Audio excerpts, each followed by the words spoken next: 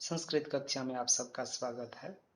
आज की संस्कृत कक्षा में हम हमारी संस्कृत व्याकरण की पुस्तक दिव्यम के पहले पाठ वर्ण विचार के अंतर्गत वर्ण संयोग, वर्ण विच्छेद और उसके अभ्यास कार्य की चर्चा करेंगे। वर्ण संयोग, वर्ण विच्छेद और अभ्यास कार्य की चर्चा करने से पूर्व जो गत कक्षा में हमने वर्णमाला के विषय में जाना इस पाठ के अंतर्गत, उस पर एक बार पुनः विचार कर लेते हैं ताकि जिन बच्चों ने कक्षा नहीं लगाई थी वे फिर से उस विषय वस्तु को समझ सकें। देखिए, भाषा के दो रूप होते हैं। आप हिंदी में भी पढ़ते हैं और यहाँ भी लिखा हुआ पाठ भी पढ़ा है आपने, पूर्व कक्षा में भी चर्चा होती है। भाषा के दो रूप हैं, मौखिक और लिखित। मौखिक जो हम आपस में चर्चा करते हैं, बोलते हैं, बोलने का जो रूप है वह भाषा का मौखिक रूप है। लिखित जिसको लिखते हैं। और यहाँ वर्णमाला हमने पढ़ी थी, तो वर्णमाला यानी कि वर्णों की माला। वर्ण क्या? भाषा की सबसे छोटी इकाई, जिसको हम अक्षर भी कहते हैं, वही वर्ण कहलाता है। उनको क्रमबद्ध रूप से लिख देते हैं तो वह वर्णमाला बन जाती है। संस्कृत वर्णमाला में 46 वर्ण हैं और जिनको दो भागों में विभाजित किया गया है, स्वर और व्यंजन।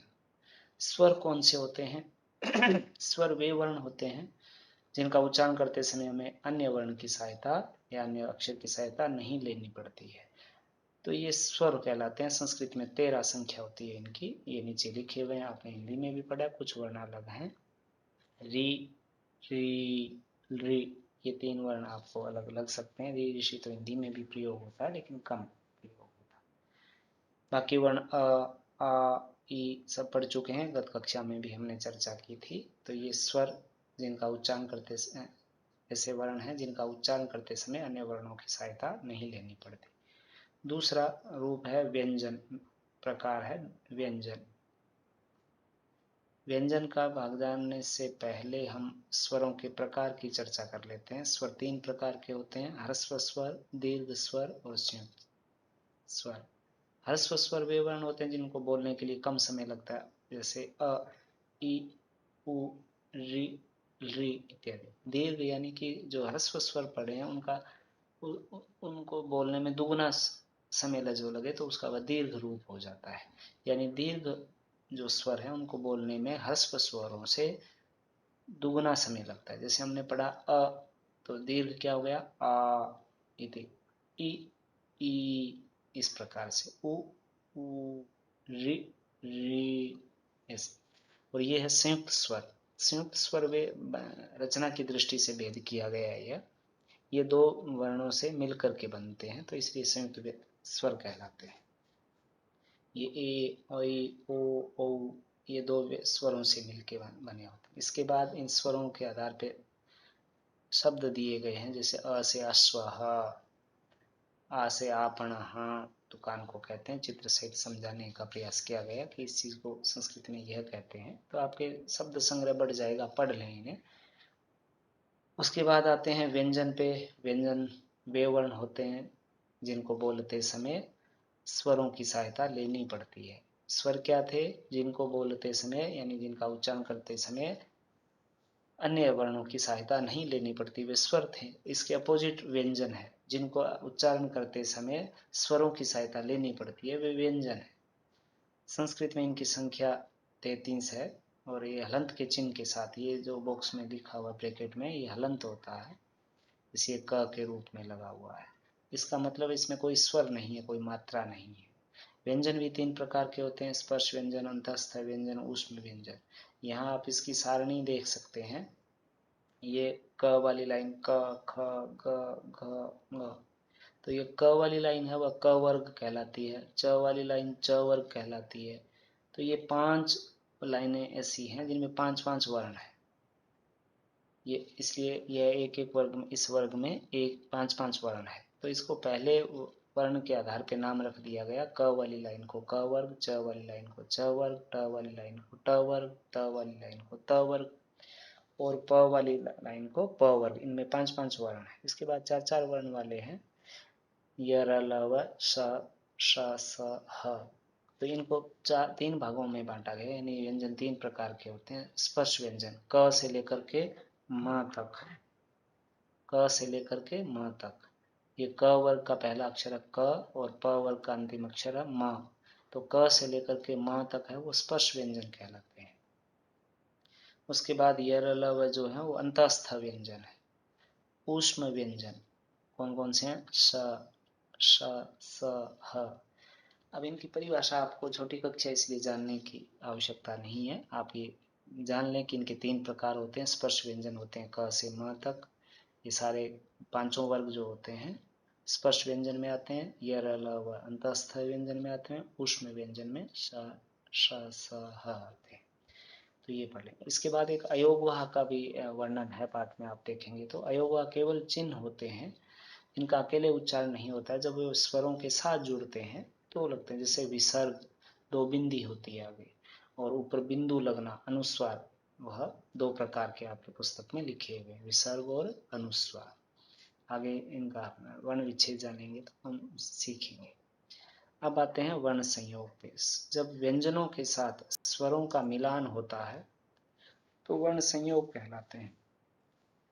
उससे पूर्व हम संयुक्त व्यंजन के बारे में जान लेते हैं। जैसे हमने संयुक्त स्वर पढ़े, वैसे संयुक्त व्यंजन भी होते हैं। जैसे जो संयुक्त स्वर थे वे 2 वर्णों से, 2 स्वरों से मिलके बनते हैं, तो संयुक्त व्यंजन भी 2 वर्णों से मिलकर के बनते हैं। जैसे हिंदी में भी पढ़ते हैं आप क्ष, त्र, ज्ञ इत्यादि, श्र, तो ये 2 वर्णों यानी व्यंजनों से मिलके बनते हैं। जैसे क्ष किससे मिलके बनता है? क और श से। र किससे मिलके बनता है? त और र से। ज्ञ किससे हमें ज्ञ बोलते हैं, जैसे हम अंग्रेजी में लिखेंगे तो GY लिखते हैं, GYA। तो इसमें क्या है, ये बनता ज और य से है। स्पष्ट सही उच्चारण, शुद्ध उच्चारण इसका ज्ञ है, लेकिन वो परंपरागत रूप से चला आ रहा है, ज्ञ ही बोल रहे हैं। तो ज और य से बनता है। श्र, स और र से बनता है। द्य जैसे विद्या, विद्यालय, द और य से। आगे जो मात्रा होगी इनमें आगे मात्राएं लग जाती है। जैसे विद्या में आ की मात्रा लग जाएगी, श्री लिखेंगे तो ई की मात्रा लग जाएगी। तो ये संयुक्त व्यंजन जो 2 व्यंजनों से मिलकर के बनते हैं। अब आते हैं वर्ण संयोग या वर्ण संयोजन पर। वर्ण संयोग किसे कहते हैं? स्वर और व्यंजनों को आपस में जोड़ने की प्रक्रिया को वर्ण संयोजन या वर्ण संयोग कहते हैं। यानी व्यंजनों में स्वरों को जोड़ देते हैं, उनकी मात्राएं सामने दिखाई देती है, तो उनको जोड़ना ही वर्ण संयोग कहलाता है। जैसे ज में अ जोड़ेंगे, फिर ल, फिर अ, फिर म, तो इन चारों को आपस में, पांचों को आपस में जोड़ेंगे तो क्या बनेगा? जलम। और देखिए हलंत की चर्चा की थी हमने। ज में हलंत है। हलंत का अर्थ क्या है? इसमें कोई स्वर नहीं है। क्यों नहीं है? क्योंकि हमने स्वर को अलग कर दिया, यहाँ अ को अलग लिख दिया। जब अ इसमें मिलाएंगे तो हलंत हटा देंगे। आ जोड़ेंगे तो आगे एक रेखा जुड़ जाएगी, ई जोड़ेंगे तो ऊपर की एक मात्रा लग जाएगी। तो ज में अ मिलाया ज बना, ल में आ मिलाया ल बना, फिर म में कोई स्वर नहीं है तो हलंती लगा के छोड़ेंगे। तो इस पांचों वर्णों को जब हम मिलाएंगे तो क्या बना? जलम। यानी इन वर्णों को, किन वर्णों को मिलाकर के जलम बनाया? ज, अ, ल, अ, म, इनको मिलाकर के हमने जलम बनाया। तो इन वर्णों का संयोग किया तो जलम बना। जैसे ही क, अ, म, अ, ल, अ, म, तो इनको जोड़ेंगे तो क्या बनेगा? कमलम, कमलम। उसी तरह न में अ मिलाया न, द में ई मिलाई दी, फिर चारों को मिलाया तो क्या बना? नदी। उसी तरह इन वर्ण, ये उदाहरण दे रखे हैं, आप पढ़ें स्वयं और जानें। कोई नया विषय नहीं है, आप पहले भी पढ़ चुके हैं, और कोई चीज़ नहीं आए तो अगली कक्षा में आप चर्चा कर सकते हैं। तो वर्णों को मिलाएंगे तो ये शब्द बनेंगे, और शब्दों को हम विच्छेद करेंगे, उनमें अलग अलग वर्ण करेंगे तो वह वर्ण विच्छेद कहलाता है। यानी शब्द में कौन कौन से वर्ण आए हैं उनको अलग अलग करेंगे तो वर्ण विच्छेद या वर्ण वियोजन इत्यादि कहलाता है। वर्णों को अलग अलग करना, जैसे मान लीजिए किसी लिखा हुआ है तो इसमें कौन कौन से वर्ण अलग अलग करेंगे तो क है, क में ई की मात्रा है, स है, फिर ई है, तो ये अलग अलग वर्ण करना। जैसे धनम, यहाँ उदाहरण दे रखे हैं। धनम में वर्ण विच्छेद कैसे करेंगे? ध, स्वर अलग करेंगे तो हलंत लगाएंगे, और हलंत केवल व्यंजनों के ही लगता है, स्वरों के हलंत ना लगाएं, भूल कर कहते। ध में से अ अलग कर दिया, क्योंकि यहाँ हलंत नहीं है तो इसका मतलब इसमें अ है। बाकी अन्य स्वर जुड़ते हैं तो मात्राएं दिखाई दे जाती है। अ का मिलना, हलंत का हटना। तो ध में अ है, न में अ की मात्रा है, हलंत हट गया था। इसमें यहाँ और अलग करेंगे तो न में हलंत लगा देंगे, तो ध न अ म, तो ये म में हलंत है तो आगे कोई स्वर नहीं आएगा। तो धनम का वर्ण विच्छेद करेंगे तो ध में कौन कौन से वर्ण है, ध अ न अ म, ये वर्ण है। तो इन वर्णों को अलग अलग कर दिया, यह वर्ण विच्छेद कहलाता है। जैसे पत्रम, प में अ की मात्रा है क्योंकि अलंत नहीं है, तो अ को अलग लिखा हमने, प जमा अ जमा। अब त्र हमने संयुक्त व्यंजन में पढ़ा, किस से बनता है, त्र से, तो ये त और र लिख दिया। इसमें मात्रा किसकी है, अ की मात्रा है, क्योंकि अलंत नहीं लगा तो इसमें इसका मतलब अ है। उसमें अन्य स्वर होता तो मात्रा दिखाई दे जाती। तो त्र में त और र से त्र बनता है, उसमें अ की मात्रा, यहाँ हलंत लगा है वो अशुद्ध ही है, प्रिंटिंग मिस्टेक है, स्वरों में हलंत नहीं लगता है। और प्लस माँ में हलंत लगा हुआ, आगे कोई हलंत क्यों लगा हुआ है, क्योंकि कोई स्वर नहीं है, तो उसको हलंत लगा के ही लिखेंगे। तो पत्रम का वर्ण विच्छेद हुआ, प अ त र अ म।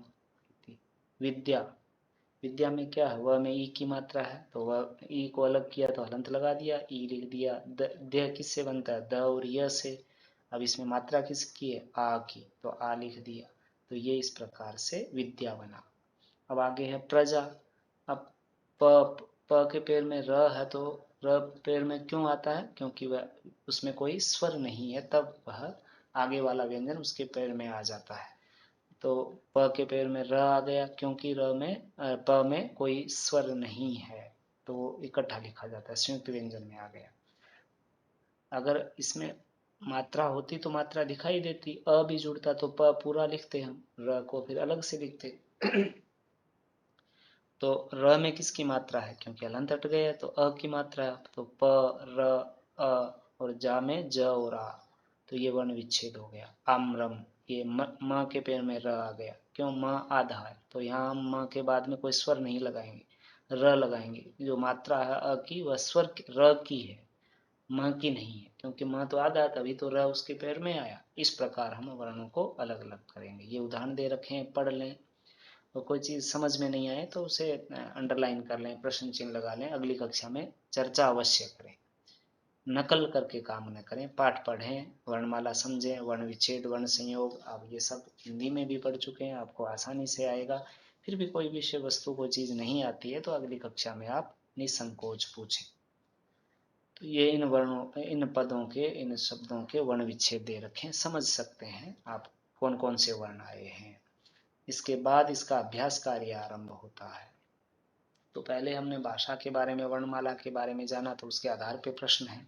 संस्कृत में है प्रश्न, तो मैं हिंदी बता देता हूँ। संस्कृते वर्ण संख्या भवति, संस्कृत में वर्ण संख्या होती है, यानी वर्णों की संख्या कितनी होती है संस्कृत में, हमने सबसे पहले पढ़ा था 46, 46, तो इसको टिक कर देंगे। अयोगवाह भवतः, अयोगवाह जो वर्ण होते हैं, यानी जो चिन्ह होते हैं, मैंने बताया अनुस्वार यानी बिंदु और विसर्ग दो दे रखे हैं, पुस्तक में देख सकते हैं। तो यहाँ हमें बताना है कि कितने होते हैं, तो 3, 5, 2, तो 2 लिखा है हमारी पुस्तक में। जैसे कई पुस्तकों में 3 भी माना जाता है, अनुस्वार यानी बिंदु को और चंद्र बिंदु को अलग करके 3 हो जाते हैं, लेकिन यहाँ 2 लिखा, छोटी कक्षा इसलिए, तो 2 इस ग को सही कर दें। एतेषु स्वरः अस्ति, इनमें से स्वर है, कौन सा स्वर है ये बताना है। क स्वर है, नहीं, क व्यंजन है, ई स्वर है, तो ये सही हो गया। क्ष व्यंजन है जो क और श से बनता है। स्वर व्यंजनानां मेलनम भवति, स्वर और व्यंजनों का जो मिलन होता है वह क्या कहलाता है, वह होता है, क्या होता है, वर्ण संयोजनम। ख, वर्ण संयोग या संयोजन एक ही बात है। तो वह स्वर और व्यंजनों का जो मिलन होता है वह वर्ण संयोग, वर्ण संयोजन होता है, तो ख सही हो गया। यरलव भवति, ये कौन से वर्ण है, ऊष्म व्यंजन है, अंतस्थ व्यंजन है या स्पर्श व्यंजन। आपने 3 प्रकार पढ़े ये तीनों ही, तो ये कौन से में आते हैं, अंतस्थ व्यंजन के अंतर्गत आते हैं, ये अंतस्थ व्यंजन है, तो ये ख को टिक कर देंगे आप। इसके बाद क्या है, इस प्रश्न में स्वर और व्यंजन मिक्स दे रखे हैं इस बॉक्स में, आप जैसा कि हिंदी में लिखा हुआ है, इनको आपको अलग अलग करना है। यानी स्वर वाले बॉक्स में जो स्वर लिख देने इनमें से छांट कर, इनमें जो व्यंजन है वो व्यंजन वाले बॉक्स में लिख देने। जैसे ख, ख व्यंजन है या स्वर है? व्यंजन है, तो इसमें लिख देंगे ख। अ स्वर है या व्यंजन है? तो ये इसमें स्वर में लिख देंगे। याद रखें, यह कार्य व्याकरण पुस्तक में ही करना है और पेंसिल से करना है। तो जो स्वर आए हैं वो यहाँ लिख देंगे, जो व्यंजन आए हैं वो व्यंजन के बॉक्स में लिख देंगे। पाठ अवश्य पढ़ लें, वहाँ बार बार देख करके काम न करें। कई बच्चे क्या करते हैं, उधर वर्णमाला में देखते रहते हैं, ख कहाँ आया, अच्छा व्यंजनों में आया, व्यंजन में, ऐसा न करें। ये चीजें आपकी पढ़ी हुई है, आप जानते हैं वर्णमाला, नहीं तो पढ़ लें, दोबारा से पढ़ लें, बिना देखे करें कि ख किस में आ रहा है, स किस में आ रहा है, ओ किस में आ रहा है, ल किस में आ रहा है। तो अगर वह स्वर है तो स्वर में लिख दीजिए, अगर वह व्यंजन है तो व्यंजन के इस बॉक्स में लिख दीजिए पेंसिल से। अब आते हैं वर्ण विन्यास। वर्ण विन्यास यानी वर्णों को अलग अलग करना। वर्ण विच्छेद, वर्ण विन्यास एक ही बात है। तो वर्णों को अलग अलग करना। जैसे एक उदाहरण दिया हुआ गजह, इसमें कौन कौन से वर्ण हैं? ग, अ, तभी तो ग पूरा हुआ। यहाँ तो अलग करना है, तो ग में हलंत लगाएंगे, यानी स्वर निकाल लिया हमने। अ और आगे क्या है? ज, ज में अ और आगे विसर्ग, अयोगवा का चिन्ह जो होता है, अयोगवा के अंतर्गत आता है विसर्ग, ह जैसी ध्वनि होती है, गजह, गजह। तो किस से बना? ग, अ, ज, अ से गजह बना। इसी प्रकार अश्वह किस से बना? अ स्वर है, अलंत नहीं लगाना है, इसके स्वर है तो अ लिख देंगे। आगे क्या? स आधा है। आधे का मतलब यहाँ अलग लिखेंगे तो क्या करेंगे? पूरा स लिखेंगे और हलंत लगाएंगे, उसके आगे स्वर नहीं लगाएंगे, तभी तो ये आधा है। और उसके बाद में व, और व में अ है और आगे विसर्ग लगेगा।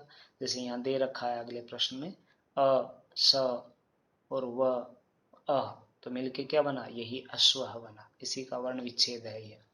अ स आधा है, अलंत लगा के लिख दिया हमने। जब पद के बीच में आता है, शब्द के बीच में आता है, तो कुछ वर्ण आधे लिख दिए जाते हैं और कुछ हलंत लगा के छोड़ दिए जाते हैं, सारे आधे नहीं लिखे जा सकते हैं। तो इसका वर्ण विच्छेद अश्व का क्या हुआ? जैसा कि यहाँ लिखा हुआ अ स व अ अश्व। गजह पर उदाहरण में भी दे रखा है गजह, तो इसका वर्ण विच्छेद। मूषकः कैसे बनेगा? म हलंत लगाएंगे, उ आगे ऊ की मात्रा है तो ऊ लिख देंगे, फिर जमा करके श, श में किसकी मात्रा है, यानी हलंत नहीं लगा है तो क्या है? अ है। फिर क, क के हलंत नहीं है तो इसमें अ है और आगे विसर्ग लगा देंगे। ये मृगः, ये म में री ऋषि की मात्रा है। प्राय बच्चे क्या लिख देते हैं? म के बाद र लगा देते हैं, जैसा अंग्रेजी में लिखते हैं ना MRIG, उसी प्रकार र लगा देते हैं। र नहीं है, री ऋषि की मात्रा है, म री ऋषि, ग, ग में अ और विसर्ग। इस प्रकार आप वर्ण विच्छेद करेंगे। और यहाँ वर्ण संयोग है, वर्ण विच्छेद किया हुआ है, आपको मिलाना है। अ स व क्या बना? अश्वः, ऐसा सबसे पहले लिखा हुआ है ऊपर। उसी तरह सरपः, सरपः, सर्पः। अब र के आगे कोई स्वर नहीं है, इसका मतलब जब र आधा है, आधा जब र होता है, लिखा आधा नहीं जाता है, आधा स्वर आधा र होता है तो आगे वाले व्यंजन के ऊपर चला जाएगा। सर्पः, प के ऊपर र लगेगा और स पूरा हो जाएगा। अ मिल जाएगा तो हलंत हट जाएगा, प में भी अ मिल जाएगा तो हलंत हट जाएगा और र ऊपर लिखा जाएगा, सर्पः। उसी तरह रसना, रसना। उसी तरह जननी, ज पूरा हो गया, न में अ, जन, न में ई की मात्रा दूसरे में, तो जननी, जननी बना। तो इस प्रकार इन वर्णों को मिला करके शब्द बनाने हैं आप। आगे वाले 5वें प्रश्न में अंतस्थ और ऊष्म व्यंजन, हमने व्यंजनों के प्रकार में पढ़ा था, ऊष्म और अंतस्थ व्यंजन। ये अंतस्थ और ऊष्म व्यंजन मिलकर के लिखे हुए, मिलाकर के लिखे हुए हैं एक बॉक्स में। आपको उनको अलग अलग करना है। ऊष्म वर्ण कौन कौन से होते हैं? व्यंजनों के प्रकार में पढ़िए और वहां से पढ़ करके फिर बिना देखे इसमें से छांटिए कि स ऊष्म है या अंतस्थ है। तो अगर स ऊष्म है तो ये ऊष्म व्यंजन के अंतर्गत आता है, तो स यहाँ लिख दिया। य अंतस्थ व्यंजन में आता है तो यह यहाँ लिख दिया। तो अन्य वर्ण जो जो जिस ग्रुप में आए, ऊष्म व्यंजन है तो ऊष्म में लिख दीजिए, अंतस्थ है तो अंतस्थ में लिख दीजिए। वर्णमाला में आपने व्यंजनों के प्रकारों में आपने पढ़ा है, नहीं तो एक बार पढ़ लें फिर इसे करें। नकल ना करें, वहाँ देख देख करके न लिखें। और यह कार्य पुस्तक में ही करना है और पेंसिल से करना है, नकल करने से बचें। घर पर आपको कोई चीज़ नहीं आती है, उसके आगे प्रश्न चिन्ह लगाएं, उसे राउंड करें, अंडरलाइन करें और अगली कक्षा में आप मेरे से पूछ लें, संकोच न करें पूछने में। तो यह अभ्यास कार्य है, पुस्तक में ही करेंगे और पेंसिल से करेंगे। उम्मीद है कि यह सब आपको आ जाएगा, क्योंकि संस्कृत हिंदी में भी आपने सब कुछ पढ़ा है। जो चीज़ नहीं आएगी फिर कक्षा में चर्चा करेंगे। तो मिलते हैं अगली कक्षा में। शुभम भवतु, पुनर्मिलामः।